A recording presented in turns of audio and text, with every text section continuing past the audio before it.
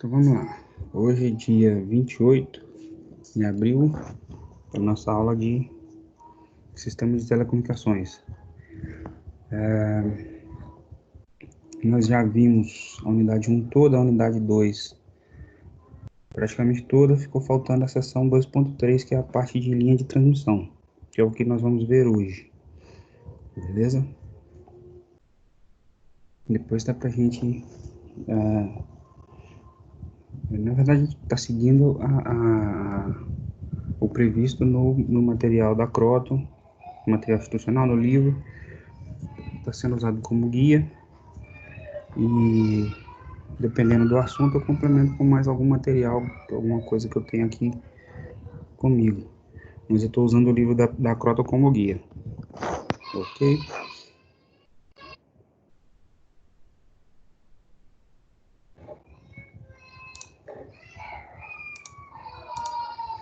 Bom, nós temos... para a gente entender a ideia da linha de transmissão, do que é a linha de transmissão em sistema de telecomunicações, vamos entender primeiro como funciona a onda eletromagnética, o sinal eletromagnético, pelo menos o conceito dela. A onda eletromagnética a gente já viu em algumas aulas anteriores, aí ela é formada por um campo elétrico alternado, variável no tempo, e esse campo induz um campo magnético perpendicular ao campo elétrico, também variável no tempo. Esse campo magnético variável no tempo, alternado, induz um campo magnético, um campo elétrico variável no tempo, perpendicular a ele, e assim sucessivamente. O campo elétrico induz um campo magnético perpendicular, o campo magnético induz o campo elétrico perpendicular, e assim sucessivamente, seguindo aquele conceito das leis de Maxwell que a gente já estudou lá em Eletromag, que vocês já conhecem. Ok? Uma das características da onda eletromagnética está relacionado com a propagação. A propagação dela acontece em uma direção perpendicular aos dois campos que produzem essa onda. O campo elétrico produz um campo magnético perpendicular a ele, e a propagação ocorre numa direção perpendicular aos dois, ok? E dá para a gente fazer uma analogia, por exemplo, com uma corda presa em uma das extremidades. Quando a corda está em repouso, ela vai ficar mais ou menos dessa forma. A pessoa segurando uma extremidade da corda e a outra extremidade está presa na parede, em algum ponto qualquer lá. Quando é provocada uma perturbação aqui nesta... Não sei se está compartilhando. Parece que não. Deixa eu ativar de novo aqui para compartilhar.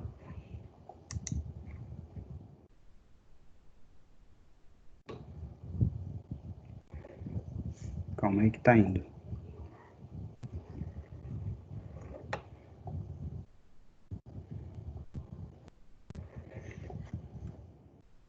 Agora foi.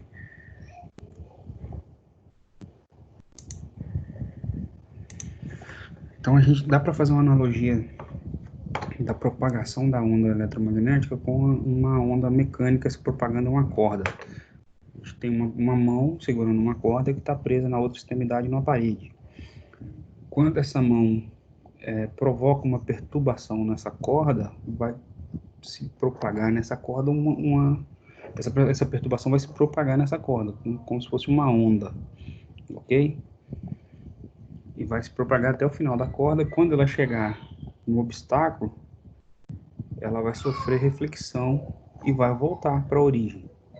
Obviamente vai sofrendo variação de intensidade, vai sofrendo atenuação, mas ela sofre reflexão. Se atingir um obstáculo, ela vai sofrer reflexão e vai voltar, no caso do desenho, ela vai voltar com uma fase oposta à fase que ela foi enviada, com polaridade oposta. Beleza? Com a onda eletromagnética acontece basicamente a mesma coisa. Ela se propaga em um meio qualquer, e quando ela encontra algum obstáculo, ela sofre reflexão também. Beleza? Tá.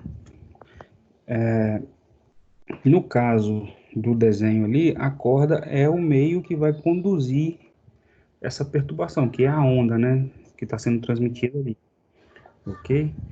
O caminho por onde essa onda está passando é a corda.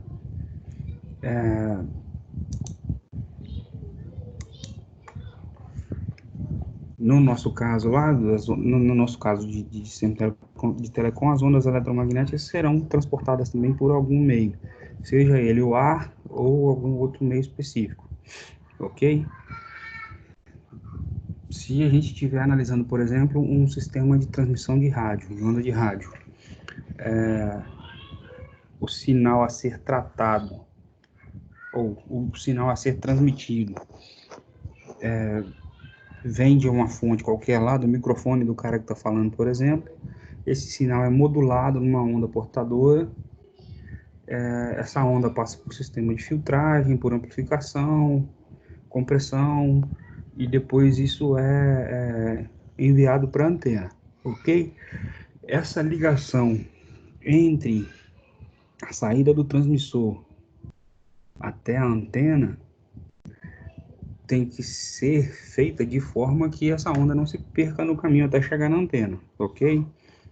E na outra ponta, a antena que vai captar esse sinal que está sendo transmitido está ligada a um circuito para fazer a demodulação, o tratamento e etc. do sinal até ele chegar ao destino. Esse caminho entre a antena e o circuito que vai tratar esse sinal também tem que ser construído de forma que esse sinal não se perca no caminho, ok? Que ele seja direcionado para o caminho. E é aí que entra a linha de transmissão em sistema de telecom, beleza? Existem linhas de transmissão em sistema de potência também, que é um conceito parecido com esse aqui. Na verdade, todas elas são linhas de transmissão, porém feitas para trabalhar com níveis de sinais diferentes, com frequências diferentes, etc. Mas todas usam basicamente a mesma teoria. No caso da nossa disciplina aqui, como a gente está tratando de sistema de telecomunicações, as linhas de transmissão que serão citadas aqui são linhas usadas em sistemas de telecomunicações. Beleza? O que são essas linhas de transmissão? São basicamente condutores metálicos, conjuntos de condutores metálicos, que são agrupados ou posicionados em formações diferentes, dependendo da aplicação e do nível de frequência que a gente estiver trabalhando, do nível de energia que ele tem que transportar e do nível de frequência desse sinal que ele está transportando, ok? Geralmente, ele é construído usando pelo menos 2 condutores, e esses condutores estão montados em uma estrutura que tenha um meio isolante entre esses condutores, ok? Então, basicamente, 2 condutores, podem ser mais do que 2, mas basicamente são 2 condutores montados em uma estrutura de forma que eles tenham um meio isolante entre eles, que pode ser o próprio ar, pode ser algum outro material isolante que tenha rigidez elétrica suficiente para suportar aquele nível de sinal que está sendo transmitido ali. Beleza? A função da linha de transmissão é basicamente transmitir a energia eletromagnética. Repetindo, estou falando de linha de transmissão do sistema de telecomunicações, beleza? Eu não vou entrar no mérito ou na questão da linha de transmissão do sistema de potência, que não é o foco dessa disciplina.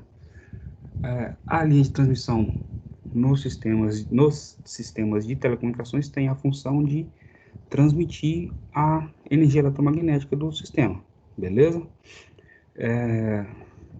Existem linhas de transmissão que são feitas com condutores e existem elementos que são chamados de guias de onda, que também fazem a mesma função de transporte dessa onda eletromagnética.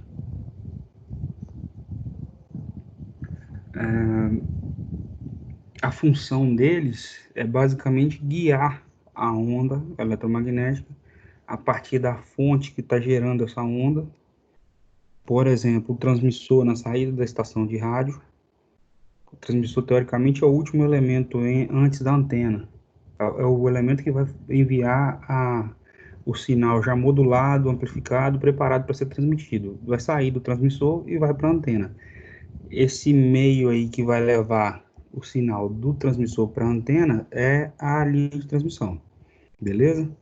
Do outro lado, no circuito que vai fazer a captação dessa onda que está sendo transmitida, a antena recebe o sinal e vai fornecer isso, entregar isso para um circuito que vai fazer a captação desse sinal, a interpretação, a demodulação e etc.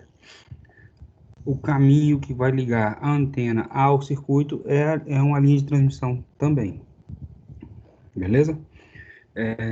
As linhas de transmissão têm aplicações diversas aí, inclusive em baixa potência. No nosso caso aqui, de sistemas de telecomunicações, a gente está trabalhando com níveis de potência variados aí, mas geralmente está abaixo da potência de linhas de transmissão do sistema elétrico potência, que são sistemas mais parrudos, digamos assim. Beleza?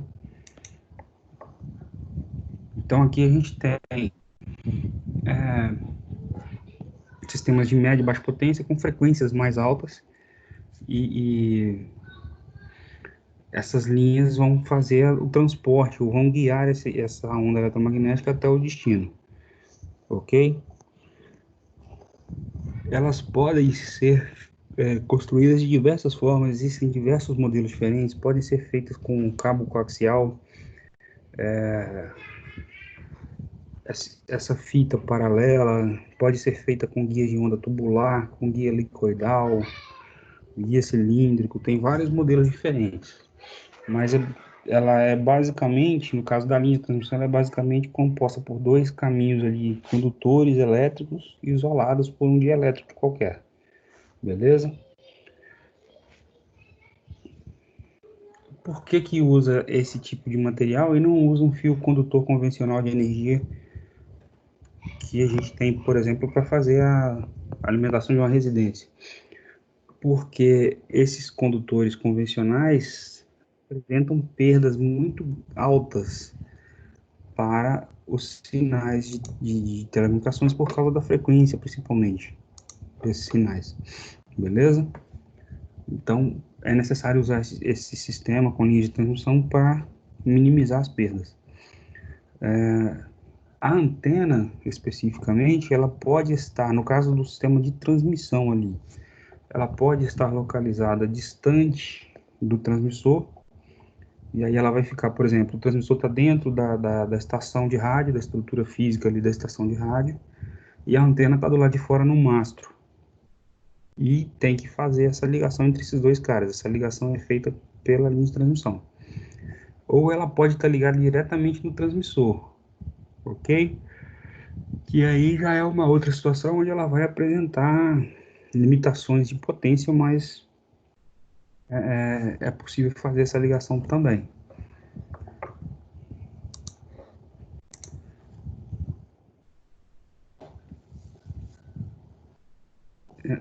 Aí, além disso, a gente tem também a questão dos elementos que compõem os circuitos eletrônicos ali do sistema de telecom. Esses elementos, os principais ali, os mais comuns, resistores, capacitores, indutores, eles têm ligação entre si, a conexão entre eles, feita na placa ali, dependendo da frequência que estiver trabalhando, ou da frequência do sinal que eles estiverem trabalhando, essa conexão entre esses elementos também tem que ser bem dimensionada, porque elas vão apresentar características similares às linhas de transmissão. Frequências mais altas, principalmente, essa conexão entre eles também tem que ser bem trabalhada para fazer o casamento de impedância correto, para evitar perdas ali também. Eu vou mostrar mais para frente alguma coisa sobre isso, ok? Bom, as linhas de transmissão têm basicamente impedância de entrada. Lá para a saída do transmissor, ela vai apresentar impedância de entrada que lei de Ohm, é a relação entre tensão de entrada e corrente de entrada da linha, né? E ela tem também impedância de saída, que é lei de Ohm também, relação entre tensão de saída e corrente de saída, ok? Com relação aos tipos de linha de transmissão, existem vários tipos diferentes, eu peguei alguns aqui que são os mais comuns. Isso aqui, inclusive, não está no livro. Ô, Eduardo, você tá falando aí que eu não tô ouvindo seu áudio aqui? Estou falando, mas está sem som aí?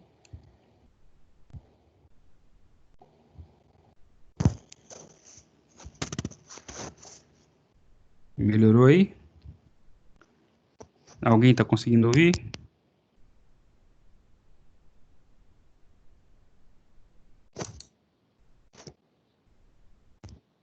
Alguém está ouvindo?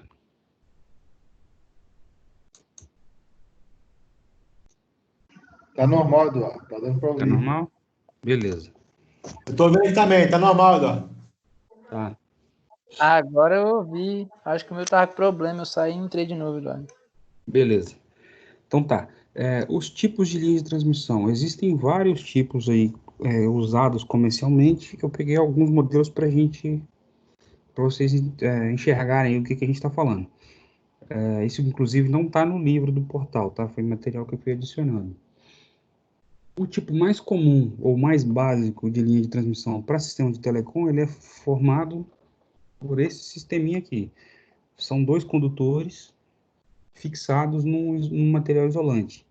Esse material, além de fazer a função de isolação elétrica, ele dá sustentação mecânica para essa estrutura também. Beleza? Atualmente, esse cara caiu em desuso porque ele tem limitações de torção, de curva, por causa da construção mecânica dele ali, ok? E ele tem um problema sério de eficiência baixa, por quê? Ele permite irradiação do sinal por ele, no corpo dele. Então, a perda de sinal é grande. A proporção entre o sinal que ele entrega lá na antena e o sinal que está chegando nele ali tem uma perda considerável. E o outro problema é como os condutores estão expostos ou sem proteção alguma ali contra ruído, eles acabam captando sinais externos e injetando ruído no sinal também, ok? Então eles têm essa limitação de eficiência e de inexistência de proteção contra ruído. Não tem blindagem. Existe a fita paralela, que é uma variação daquela estrutura, né? A variação desse cara é o cabo bifilar. Com certeza vocês já viram desse cabo. Devem até ter disso em casa até hoje. Geralmente ele vem ali naquelas anteninhas que a gente compra, anteninha portátil, para o sinal analógico. Vem aquele cabinho preto, chatinho. É esse cabo. É o cabo bifilar. São dois condutores presos numa estrutura de plástico, separadas por um isolante plástico. Ok? É um tipo de linha paralela também. Um outro exemplo seria o par trançado, que é muito usado em telecomunicações, em telefonia, né? Que é esse carinha, esse cabinho cinza aí. Ainda hoje é bastante usado. Para fazer a instalação interna de residência, por exemplo, geralmente usa esse cara, ou então o irmão dele, aquele outro preto. Mas são dois condutores separados por um isolante plástico, um tipo de plástico ali isolante, que tem a rigidez elétrica suficiente para isolar que suporte, né, a frequência dos sinais que estão sendo transmitidos ali. Como esses cabos estão muito próximos aqui, esses fios estão muito próximos um do outro, ele tem limitação de aplicação para altas frequências, porque à medida que a frequência subir, a capacitância desse cara vai interferir bastante no sinal que está sendo transmitido por ele. Os cabos, os fios estão muito próximos, e eles vão atuar como se fossem duas placas carregadas separadas por um dielétrico, que é um capacitor, basicamente. Ele vai apresentar capacitância. Então, vai provocar perda no sinal. À medida que a frequência sobe, ele provoca perda no sinal. Além disso, tem a questão de pouca proteção contra agentes externos, que seria, por exemplo, umidade. Umidade faz alterar a rigidez elétrica desse cara, ok? Então ele tem essas limitações, mas ainda hoje é usado para sistema de telefonia, ainda usa bastante desse cara. Esse cabo também é uma variação desse cara, vocês conhecem também, é usado em sistemas de informática, rede de computadores, para fazer a conexão das máquinas à rede. Ele é composto por conjuntos desse cara, são conjuntos de pares de condutores formando pares trançados ali dentro do mesmo grupo. O conceito é basicamente o mesmo, ok? São, é um tipo de linha de transmissão chamado de par trançado. Existe também o chamado par blindado. Ele vem com dois condutores, tem o vermelhinho e o transparente aqui, ou no desenho aqui fica melhor para ver.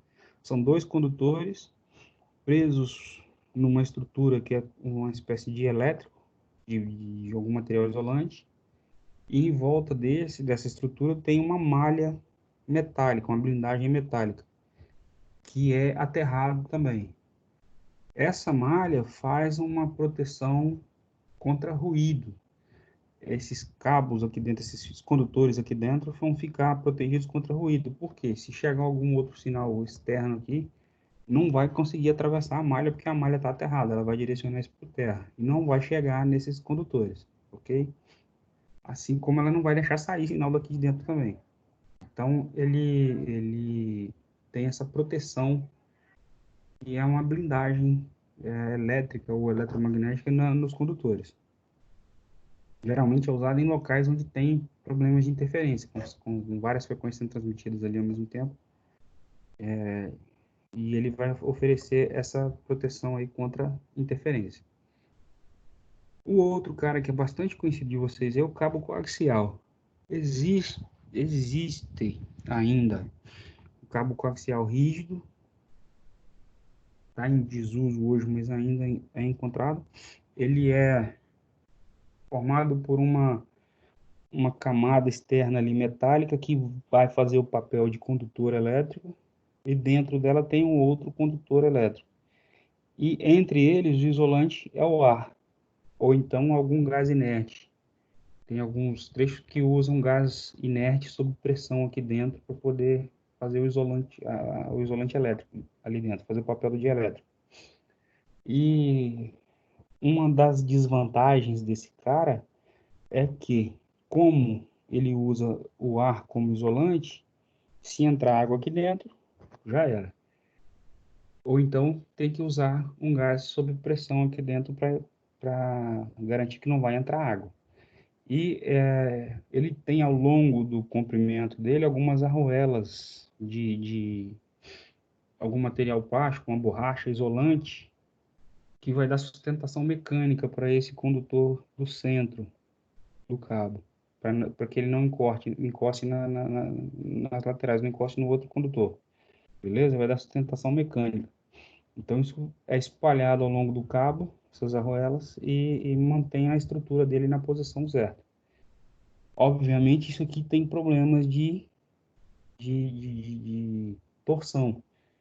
Quando precisa fazer curva com esse cara, é um problema. Ok?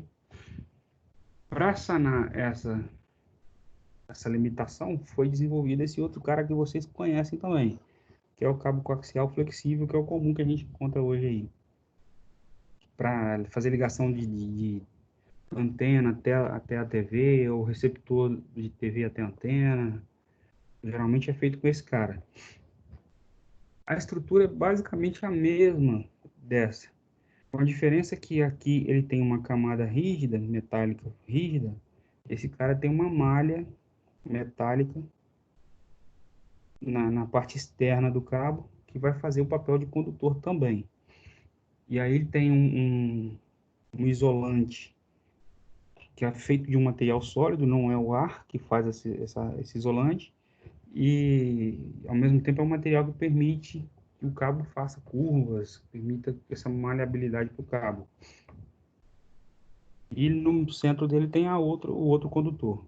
Esse condutor externo, essa malha,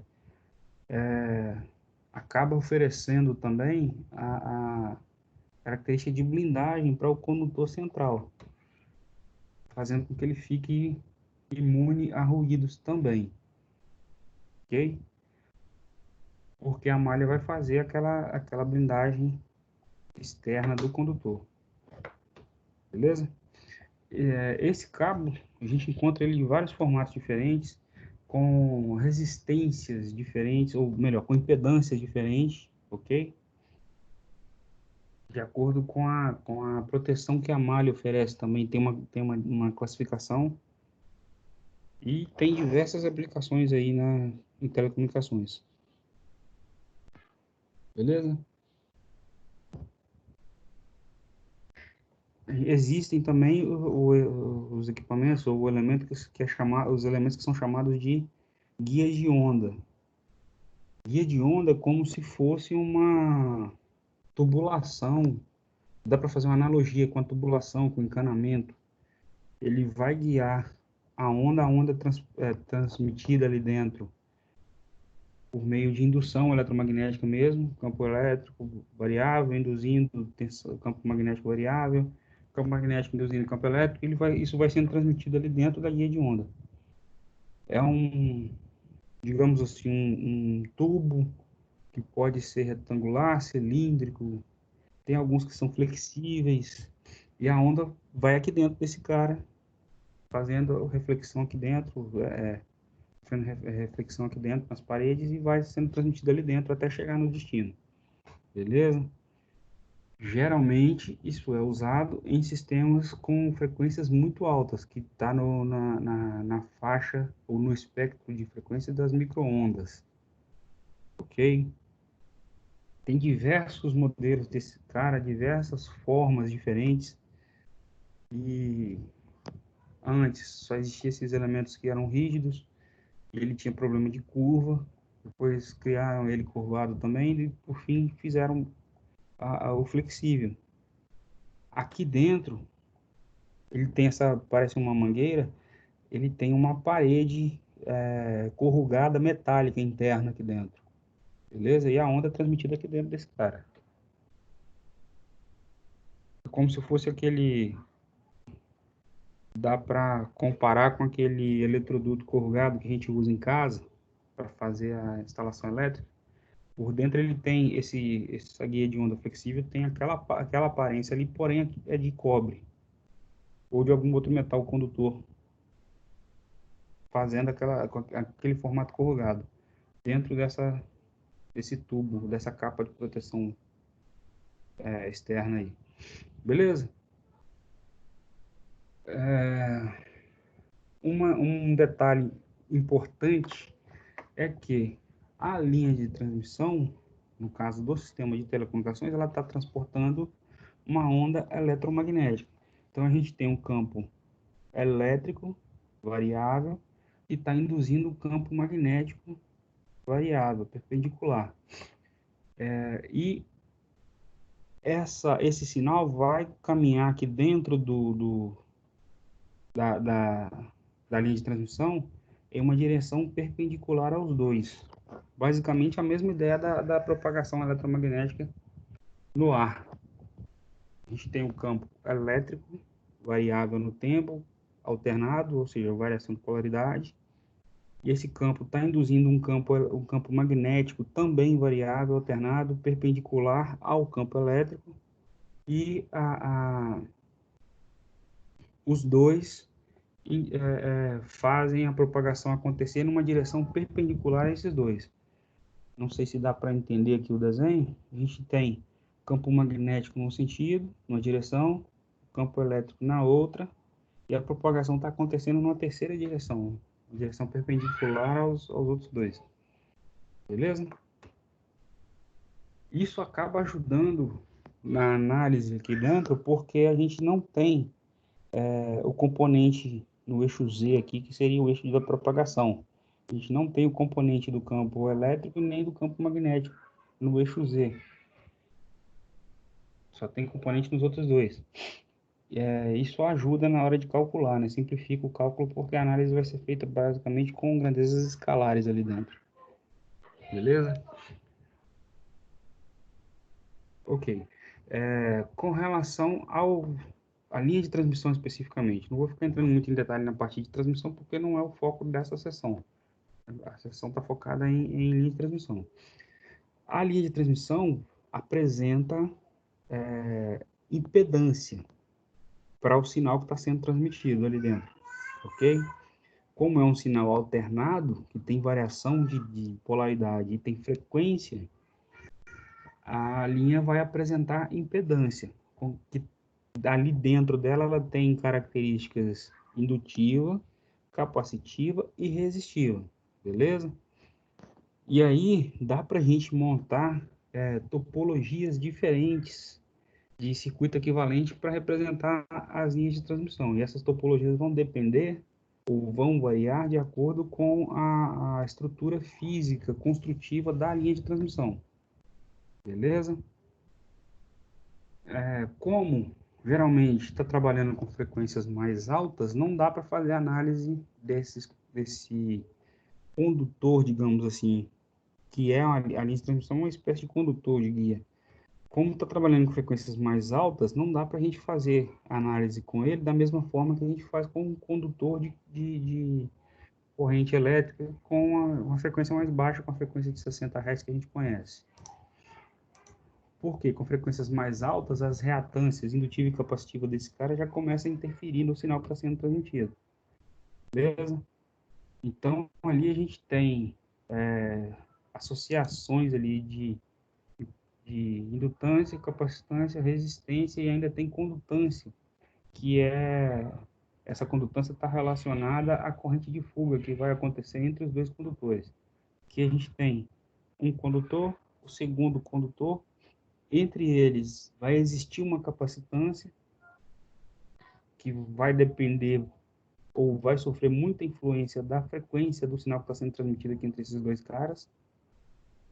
Por isso também que a blindagem é importante, o material de elétrico que está sendo usado aqui também é importante, porque ele vai interferir nesse cara e vai interferir nesse cara. E, teoricamente, não deveria haver fuga de corrente entre eles, mas na prática acontece. São correntes baixas, mas existem. Por isso que tem essa condutância aqui no modelo equivalente. Beleza? Para a gente calcular esse cara, a análise vai sair lá daquela análise da onda eletromagnética fazendo as derivadas parciais. E a gente consegue relacionar a tensão corrente de entrada e saída e fazendo a dedução da equação, a gente chega nessa relação aqui. Isso aqui é a forma de calcular a impedância característica da linha de transmissão. Beleza?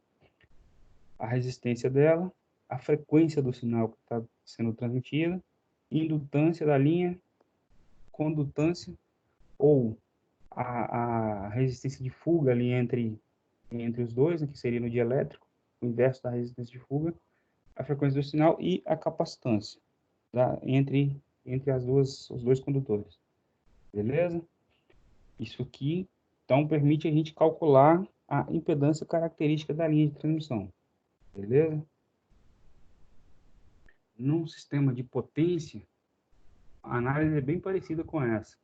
O circuito equivalente é bem parecido com esse. Só que aqui a gente ainda tem um problema. A gente tem as ondas diretas, que são as ondas que estão saindo ali do transmissor para a antena. No caso, imagina uma rádio, um sistema de transmissão de rádio. A saída do transmissor para a antena tem a onda que é chamada de onda direta, que é a onda que está saindo do transmissor e vai para a antena. Se nós tivermos um sistema perfeitamente balanceado, com o casamento de impedância bem feito, não vai existir reflexão dessa onda. O sinal que for enviado para a linha de transmissão vai chegar todo na antena e será todo transmitido. Se isso não acontecer, se não existir esse casamento de impedância bem feito ou perfeito ali entre eles, uma parte dessa onda que vai chegar na antena vai refletir e vai voltar para o transmissor. Então, a gente tem as ondas que são chamadas de ondas reversas, que é essa parcela da onda direta que volta para a fonte. Geralmente, ela vai voltar com a fase invertida, que é aquele exemplo que a gente viu da corda lá no início da aula. Beleza?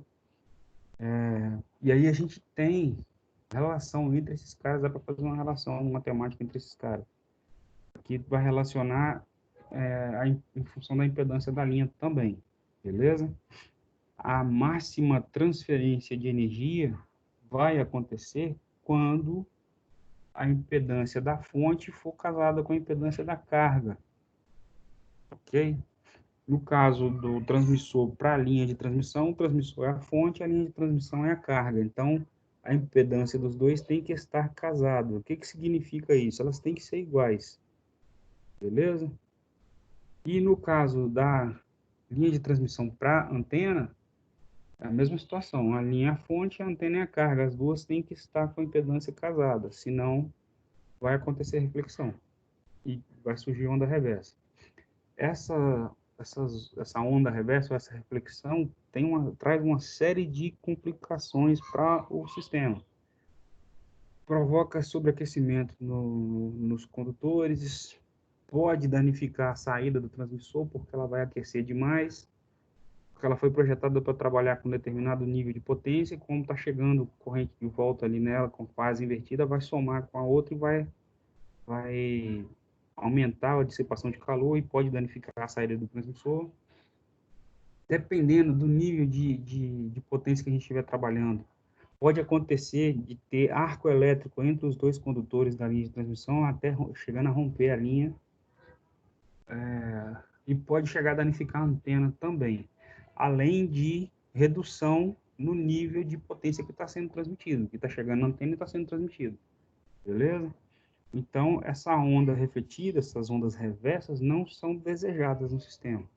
O sistema tem que ser bem dimensionado para que isso não aconteça, ok? Obviamente, tem uma série de cálculos para isso, para chegar nisso. A gente vai dar uma passada em alguns aqui para vocês conhecerem. Quando a gente tem uma fonte, que seria, por exemplo, o transmissor, que está fornecendo uma onda eletromagnética para a linha de transmissão para chegar isso na antena. A fonte vai fornecer ali um valor de tensão, por exemplo, alternado, isso vai propagar na linha de transmissão uma velocidade próxima da velocidade da luz, e teoricamente ela vai para a antena, e lá na antena ela será totalmente transmitida, 100% transmitida. Ou seja, não tem reflexão, beleza? Se não houver o casamento de impedâncias, uma parte dessa onda que foi para a antena volta com a fase invertida e vai causar danos no sistema, beleza? O ideal é que haja o casamento de impedância entre o transmissor e a linha, e entre a linha e a antena, para que a gente tenha a máxima transferência de potência do sistema, beleza? Se o sistema tiver com as impedâncias casadas certinho, vai existir perda, mas é só perda relacionada à resistência da linha, porque está passando corrente por ela, ela vai aquecer e vai dissipar energia na forma de calor. Mas é uma perda baixa se for comparado com a perda que acontece quando não há o casamento de impedância. Beleza? Uma das grandezas ou dos fatores que a gente precisa calcular na linha de transmissão é a atenuação que a linha oferece ou provoca. Ela vai relacionar a perda de potência no sinal que está sendo transmitido ao longo da linha. Beleza? O cálculo vai levar em consideração a tensão de saída, a tensão de entrada da linha e o comprimento da linha. Isso aqui é um cálculo feito em dB, beleza? dB por metro. É uma informação importante no cálculo da linha de transmissão, no dimensionamento da linha, é a atenuação que ela apresenta. Beleza? Isso que eu já falei, se não houver o casamento de impedância entre a fonte e a linha e da linha para a antena, uma parte da onda que chegar na antena vai voltar. E vai voltar com uma fase invertida. E isso vai gerar uma série de problemas no sistema. Essas ondas invertidas vão criar aquele sistema de ondas estacionárias que a gente já viu em alguma aula para trás, umas 2 aulas para trás. Quando a onda refletida encontra com mais uma parcela do sinal que está sendo transmitido, a gente tem 2 ondas sobrepostas com a mesma frequência, com a mesma amplitude, porém com a fase oposta. Então, a gente tem no semiciclo positivo da onda direta, a gente tem a mesma onda, o espelho dela com o semiciclo negativo no mesmo instante de tempo. Isso cria pontos de aquecimento na linha que pode chegar a danificar a linha e reduz muito a transferência de potência da fonte do transmissor para a antena. Isso que são chamadas ondas estacionárias, que as ondas são basicamente espelhadas. São a mesma frequência, a mesma amplitude, porém com fase oposta, 180 graus de defasagem. Beleza? Isso pode danificar, por exemplo, o transmissor, a saída do transmissor, porque ele vai aquecer demais, pode não conseguir dissipar todo esse aquecimento e vai danificar. Beleza? Quando a gente está trabalhando com frequências mais baixas, ou se a gente chegar nessa situação e exista onda estacionária, que surjam ondas estacionárias no sistema, no conjunto, a impedância da linha pode ser calculada por essa relação, em função da indutância da linha e da capacitância da linha, e pode ser desprezada a resistência da linha, porque ela terá um valor muito menor do que essa relação aqui. Isso vai surgir quando a gente estiver trabalhando com ondas estacionárias, estiver surgindo ondas estacionárias. Dessa relação toda aqui, a gente vai simplificar isso para a raiz da indutância sobre a capacitância da linha. Beleza? Um outro fator importante é o coeficiente de reflexão. Esse coeficiente de reflexão vai indicar quanto da onda transmitida na linha vai sofrer reflexão ao longo do trajeto que a linha está transmitindo. Beleza? Ele leva em consideração a tensão da onda refletida dividido pela tensão da onda incidente. Beleza? A onda incidente é a onda que está saindo ali do transmissor, e a refletida é a que está voltando porque ela encontrou algum obstáculo no caminho. Ou que não houve casamento de impedância suficiente, enfim, ela encontrou algum obstáculo e voltou. Fazendo essa relação entre a onda refletida, a tensão da onda refletida e a tensão da onda incidente, a gente tem o coeficiente de reflexão da onda. Beleza? E aí aqui tem uma característica interessante. Quando a gente está trabalhando com frequências altas, se a gente tiver um trecho da linha em curto-circuito, ou se tiver um trecho da linha que está aberta, a linha rompeu por algum motivo e ficou aberta, ali os dois condutores estão abertos. O coeficiente vai variar. Se estiver em curto-circuito, ele vale -1, e se ele estiver aberto, vale 1.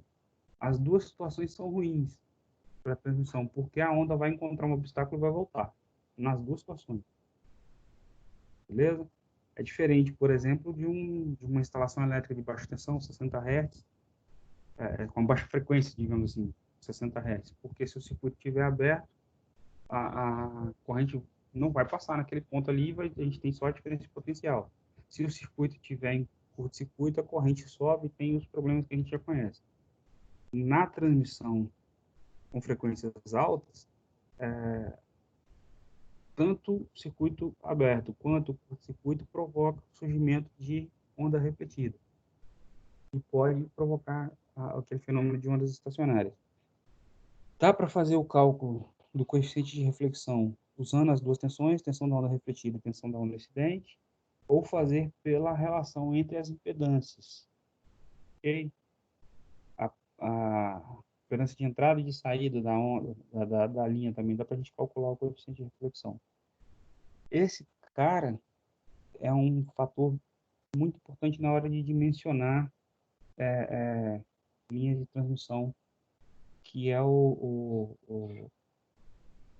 relação de ondas estacionárias, tem a sigla dele em inglês, é diferente, mas a ideia aqui é basicamente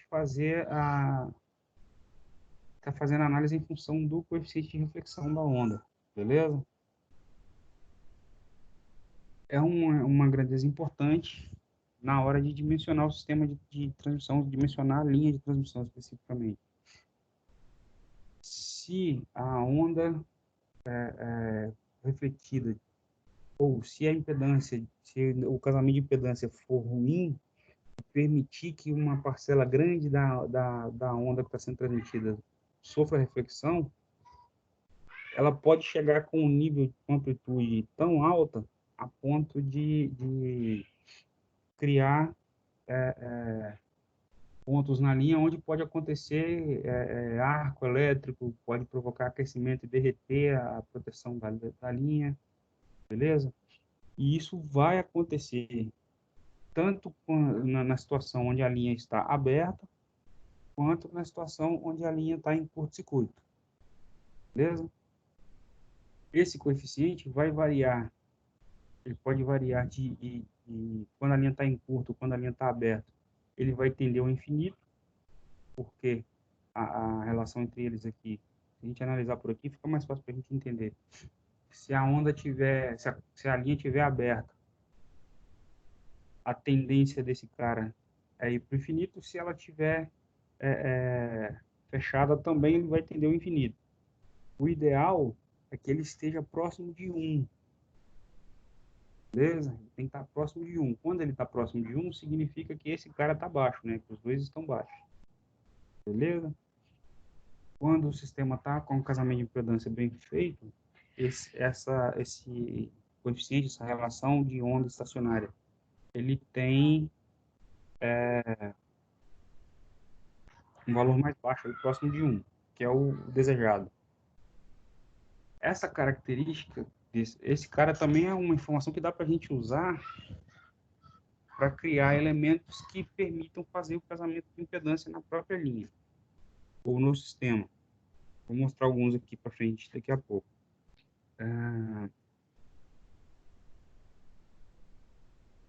Mas a princípio a gente precisa gravar que esse cara, o ideal é ele estar próximo de 1 na linha para garantir que a reflexão seja a mínima possível na própria linha, no próprio sistema.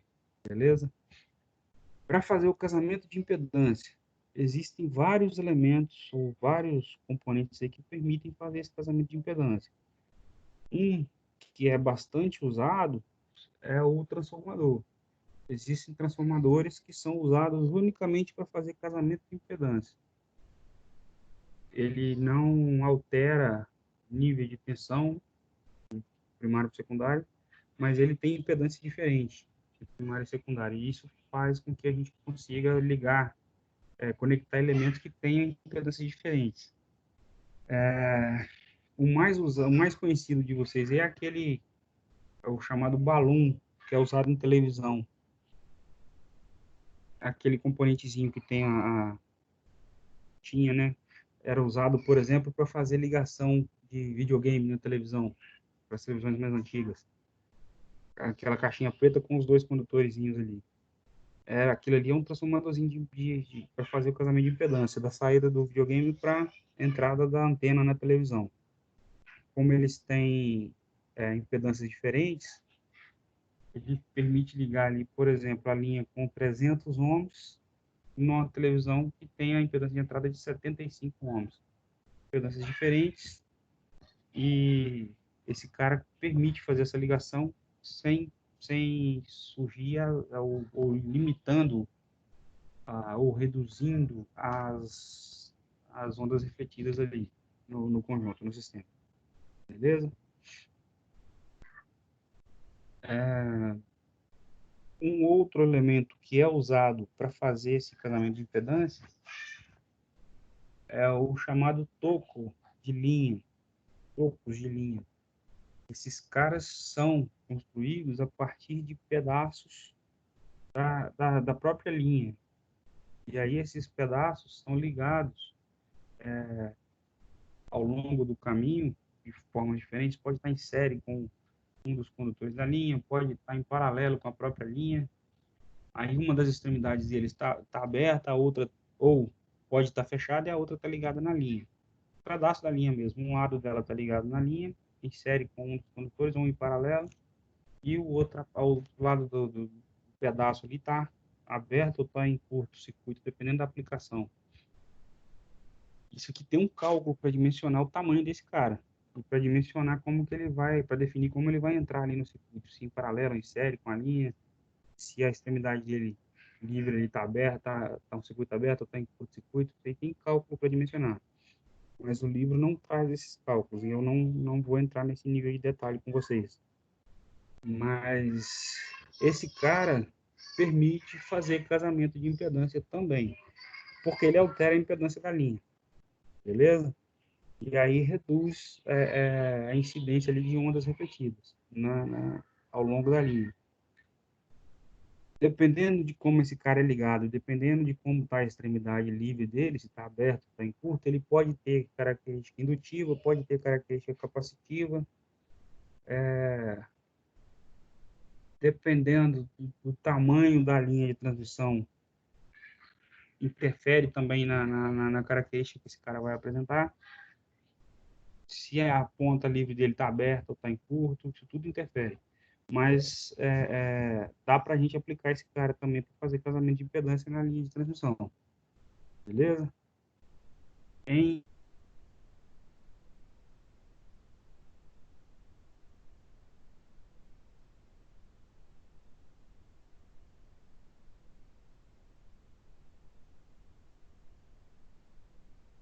conexão.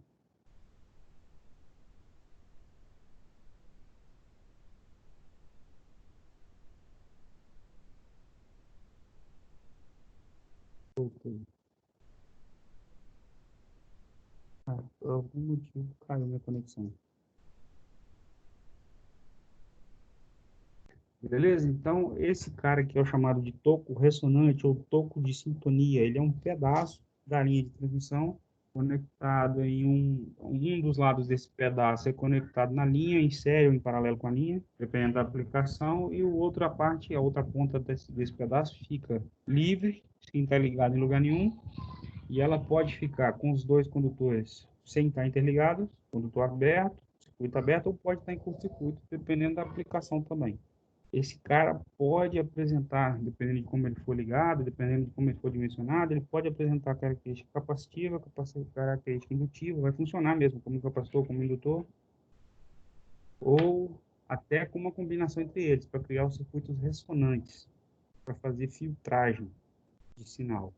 Beleza? Mais ou menos essa ideia aqui. A gente tem a linha principal aqui, está vindo ali, por exemplo, do transmissor, joga para a linha alimenta a antena, beleza? E aí usa um pedaço de linha ligado aqui em série com a própria linha para fazer o casamento de impedância. Porque esse pedaço vai interferir na impedância da linha. E aí a gente consegue fazer o casamento de impedância da linha com o transmissor, ou com a antena, ou com os dois. Beleza? E aí a parte solta dele aqui, o terminal, o lado solto dele, pode estar em curto ou pode estar aberto, dependendo da aplicação.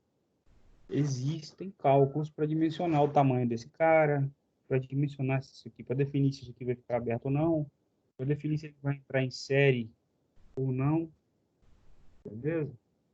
Tem todo um procedimento para se calcular isso. O livro não entrou nesse nível de detalhes, então eu não vou entrar também, beleza?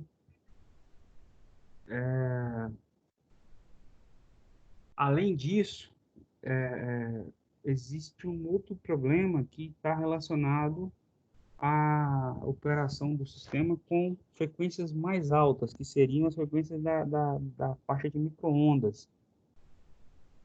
como tá na casa ali dos gigahertz, como o comprimento da onda em gigahertz é pequeno, geralmente dá em torno de centímetros ali o comprimento da onda, os próprios elementos físicos ali do circuito já começam a ter problemas. Por exemplo, o resistor, se a gente usar um resistor convencional para operar num sistema que está trabalhando com gigahertz, esse resistor vai apresentar diferença de potencial entre o terminal, o lado que a corrente está entrando dele, e o lado que a corrente está saindo, porque um lado está começando o pico da onda e o outro lado está o pico negativo da onda, em função do próprio comprimento de onda, que é pequeno, porque a frequência é muito alta. Então, aí o resistor passa a apresentar característica indutiva, passa a apresentar capacitância entre os terminais, uma série de problemas que ele vai apresentar ali. Isso vale para os outros elementos também. O indutor, entre os elos do indutor, vai surgir capacitância, e isso vai interferir também na operação dele, na impedância que ele vai apresentar para o circuito. O resistor, nesse caso, também ele vai apresentar, além da resistência, ele vai apresentar capacitância também, porque vai surgir capacitância entre os terminais dele. Ele vai apresentar característica indutiva também. Os outros elementos também acontece isso. O transistor, entre os terminais dele, surge capacitância, porque o comprimento de onda é muito pequeno. Isso tudo tem que ser levado em consideração. O meio ali que interliga esses caras, as trilhas ali que estão interligando esses elementos também, distância de uma trilha para outra pode apresentar capacitância, dependendo da frequência que estiver trabalhando. O comprimento dessa trilha, ela pode apresentar indutância também. Então, isso tudo tem que ser considerado na hora de dimensionar, porque se não houver esse casamento de impedância ali, pode acontecer de ter pontos com sobreaquecimento no circuito, pode surgir arco elétrico entre os componentes do circuito, e fora a baixa eficiência de operação do circuito por causa dessas características, se isso não for bem dimensionado. Atualmente, esses elementos são substituídos por elementos SMD, que são aqueles componentes com dimensões bastante reduzidas, dimensões miniaturizadas, bastante reduzidas. Como há redução do tamanho do elemento, do componente, ele acaba ficando, em relação fazendo a comparação em relação ao comprimento da onda, ele acaba ficando bem menor. E aí já elimina uma boa parte desses problemas. Mas isso tudo são fatores que têm que ser levados em consideração quando a gente está usando sistemas com frequências mais altas, ok? Seria aquela análise, fazer a análise agrupada ou fazer a análise expandida do sistema, beleza? Acho que eu pulei alguma informação importante aqui também, que é esse cara, a rejeição em modo comum. Quando a linha está balanceada, ela vai eliminar ou reduzir a ocorrência de ondas refletidas, ok? E também o casamento de impedância bem feito, ou a linha balanceada, ela vai permitir proteção contra captação de ruídos externos na linha, beleza? Essa característica de proteção contra captação de ruídos externos é chamada de rejeição de modo comum. Isso também é um indicador importante na montagem, no cálculo da linha de transmissão também, beleza? Tem diversos equipamentos na área de telecom que trazem esse fator já especificado, o limite de operação, o limite desse fator que pode existir no sistema para que o equipamento consiga operar de uma forma satisfatória, beleza? O livro também não entra em detalhes, então vamos deixar assim, eu não vou aprofundar com vocês nisso também não. Esse aí já é uma outra teoria bastante bastante complexa também. Tem um outro detalhe aqui. Para a gente dimensionar essas linhas de transmissão, a gente pode fazer os cálculos usando a parte de fórmulas, e aí vai voltar lá nas fórmulas de transmissão, que são aquele conceito lá do eletromagnetismo, calculando a partir das integrais, integral cíclica, derivada parcial, de segunda ordem, vai voltar lá naquelas EDOs, dá para calcular por ali, ou então um recurso que é bastante utilizado no dimensionamento desses sistemas é a carta de Smith. Não sei se vocês já viram isso aqui. Isso é um gráfico, tem esse formato bonitinho aqui, é um gráfico logarítmico, e ele permite fazer uma série de análises gráficas, porque a gente calcula com a regrinha, com elementos manuais aqui, a gente consegue calcular uma série de coisas aqui, inclusive definir impedância para um determinado nível de sinal, em função do coeficiente de reflexão do meio, a gente consegue calcular uma série de fatores aqui graficamente. Então, esse cara facilita bastante no dimensionamento da linha e do próprio sistema de transmissão ali. É um recurso bem interessante, mas o livro também não entra nesse nível de detalhe, então eu também não vou entrar, beleza? É só para vocês conhecerem mesmo. O livro nem traz esse cara. Coloquei só para vocês conhecerem aí. Chama Carta de Smith. Quem tiver interesse depois eu mando material sobre isso aqui para vocês darem uma olhada, para ver como funciona. É um recurso gráfico que permite calcular com uma certa margem de erro, dimensionar as linhas de transmissão e fazer o casamento de impedância delas com uma certa margem de erro, de uma forma bem mais fácil de fazer do que a partir dos cálculos matemáticos, que são um pouco complexos, que vai envolver EDO, derivada de segunda ordem, integral cíclica, já começa a ficar mais complexo para calcular. E esse cara oferece um recurso gráfico bem mais fácil de usar. Obviamente tem uma margem de erro, mas é uma margem de erro aceitável, digamos assim. Beleza? É...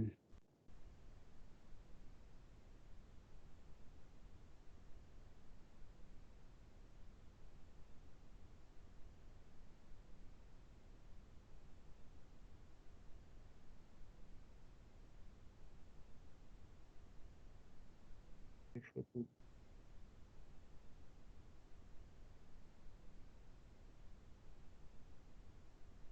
Não, peraí.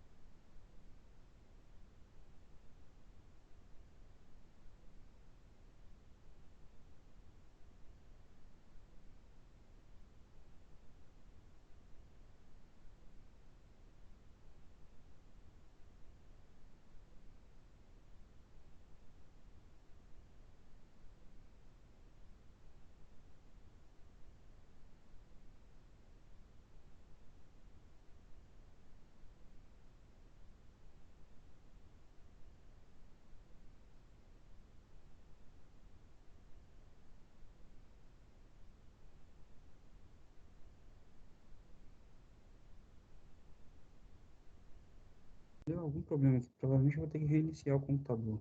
Vamos fazer o seguinte, vamos fazer a pausa no intervalo de uma vez, 8h06 agora. Aí daqui a meia hora a gente volta para ter para eu resolver essa confusão aqui. Beleza? Beleza, meia hora, professor?